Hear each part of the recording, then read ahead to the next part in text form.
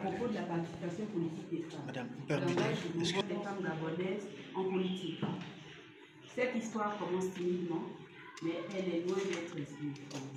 Jusqu'à l'indépendance, en 1960, la place des femmes dans la sphère politique était quasi inexistante.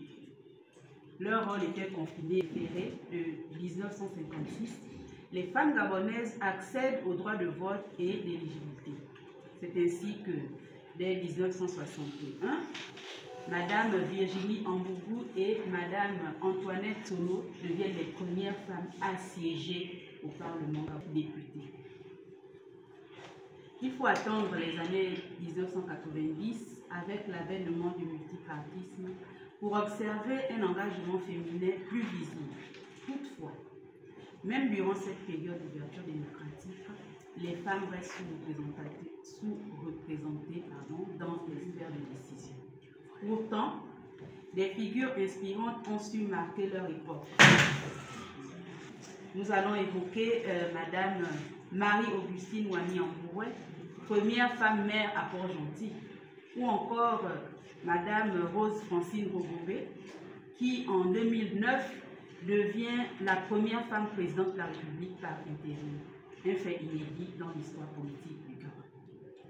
Au fil des années, plusieurs lois ont été adoptées pour favoriser une meilleure représentation des femmes dans les instances politiques. Marquante est la loi organique de 2023 qui introduit un quota de 30%, comme vous disait Madame la sénateur, de femmes sur les listes électorales et dans des postes de nomination. Ce quota s'applique aux élections législatives, sénatoriales, locales et aux organes dirigeants des partis politiques. Ces réformes sont appuyées par l'article 83 du Code électoral et l'article 55 de la Charte de la transition de 2023, qui consacre le principe de la parité au niveau du Parlement. Au niveau parlementaire, 2 réseaux des femmes ont vu le jour pour renforcer cette dynamique. Il s'agit du RENAFED, réseau des femmes députées, et du REFESEG, réseau des femmes sénateurs, dont Madame Berthe Koko, que nous avons la chance de côtoyer aujourd'hui, en est la présidente. En termes de chiffres, le Gabon a connu des avancées mesurables. À l'Assemblée nationale de transition, 25 femmes siègent sur 98 députés, soit 25,5%. Et au Sénat, 14 femmes, 17 sur 69 sénateurs. Au gouvernement, 70. Au gouvernement, la tendance est similaire. En 2023, 12 femmes sont nommées ministres, certaines à des postes stratégiques tels que la défense, la justice, l'économie, et présentement à la présidence du Sénat. Ces parcours inspirent et démontrent que lorsque les femmes sont présentes, elles excellent. Malgré les progrès législatifs et quelques symboles forts, les femmes restent minoritaires dans les postes électifs locaux et dans les organes de direction des partis. Les freins sont persistants qui assignent encore la femme à la sphère domestique. Le manque de soutien institutionnel, d'espace de formation et de mentorat politique. Sans oublier la violence politique, parfois verbale, souvent silencieuse, qui décourage les plus engagés. Mesdames, notre avenir se construit dès maintenant, avec nous, par nous. Il nous faut réagir pour faire appliquer strictement les lois existantes et s'assurer du respect des quotas dans toutes les institutions. Il nous faut réagir pour renforcer les réseaux des femmes politiques à travers des programmes de leadership, de formation et de solidarité intergénérationnelle, comme ce que nous faisons aujourd'hui. Il nous faut réagir pour valoriser les modèles féminins d'abord dans nos maisons, au sein de nos familles et de notre entourage immédiat, dans les médias, à l'école et dans nos discours publics. Enfin, il nous faut réagir pour investir dans l'autonomie économique des femmes, condition essentielle à une participation politique durable. Comme le dit bien Simone de Beauvoir, il suffit qu'une femme prennent conscience de ces droits pour que tout un système vacille. Et je citerai également Mme Paulette Missambo, actuelle présidente du Sénat gabonais, qui déclarait « La place des femmes dans notre société n'est pas un privilège. C'est un droit que nous devons faire respecter dans tous les espaces de décision. » Enfin, mesdames, chers amis, l'histoire politique du Gabon s'écrit aussi au féminin, mais elle s'écrira pleinement et durablement lorsque les femmes auront une représentation équitable dans les instances où se prennent les décisions qui orientent notre avenir commun. L'engagement des panels montre ce qui suit. Constat partagé. L'histoire politique du Gabon a trop souvent été écrite sans une représentation équitable des faits. Les femmes restent largement sous-représentées dans les sphères de décision. Les pesanteurs sociales, économiques, culturelles et partisanes freinent encore l'engagement plein et libre des femmes en politique. Nos convictions. La participation des femmes à la vie politique n'est pas une faveur, mais un droit fondamental et un impératif démocratique. Une gouvernance inclusive est la clé d'un développement durable, équitable et pacifique. La femme peut et doit porter la voix de ses sœurs, de sa communauté, de ses convictions. Nos engagements.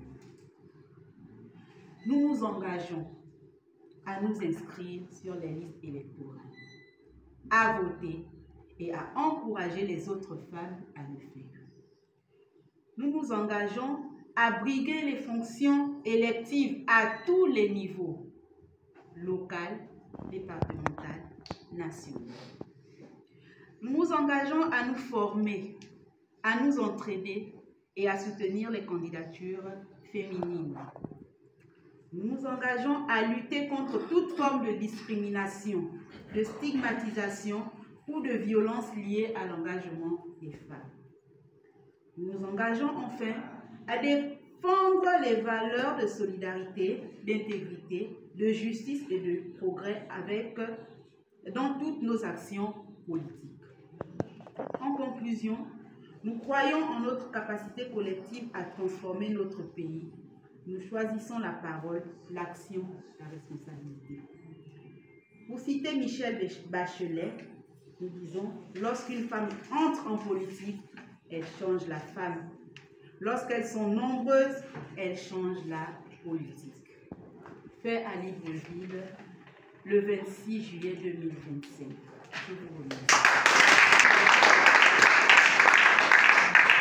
Arrivé au terme de notre atelier, on sait que ça a été un peu plus long que prévu.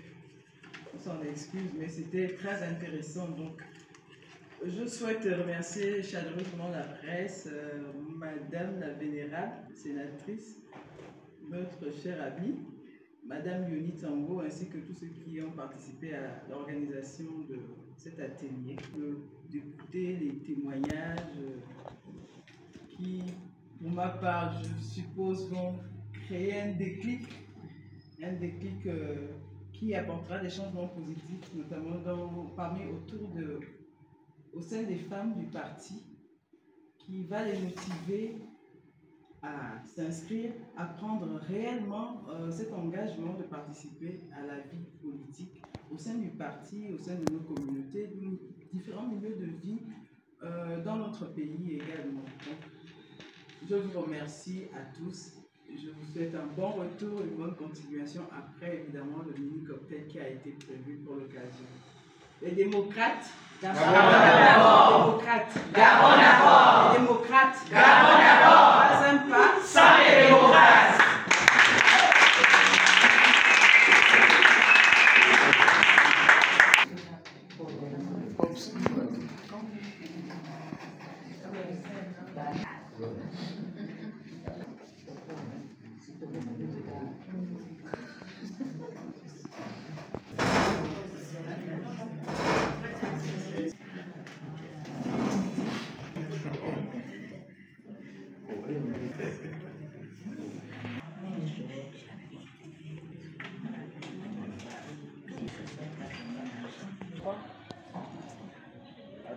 Attendez un instant.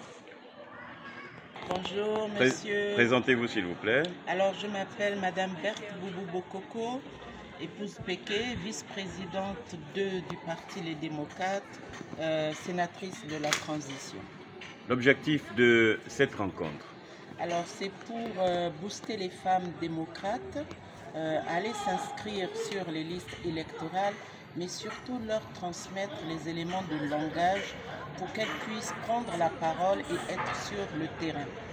Être sur le terrain, c'est aller à la rencontre de nos frères et sœurs pour leur expliquer le bien fondé d'être inscrits sur les listes électorales, mais surtout de pouvoir aussi être des colistiers sur des listes locales, parce qu'avec la loi sur la décentralisation, il va falloir que les femmes, elles aussi, à 30%, soient sur les listes départementales, municipales et communales. En général, les femmes ne sont pas suffisamment présentes dans les sphères décisionnelles. Même au niveau des territoires, elles ne sont pas suffisamment impliquées et donc elles ne peuvent pas suffisamment impacter les autres femmes pour qu'elles puissent avoir cette envie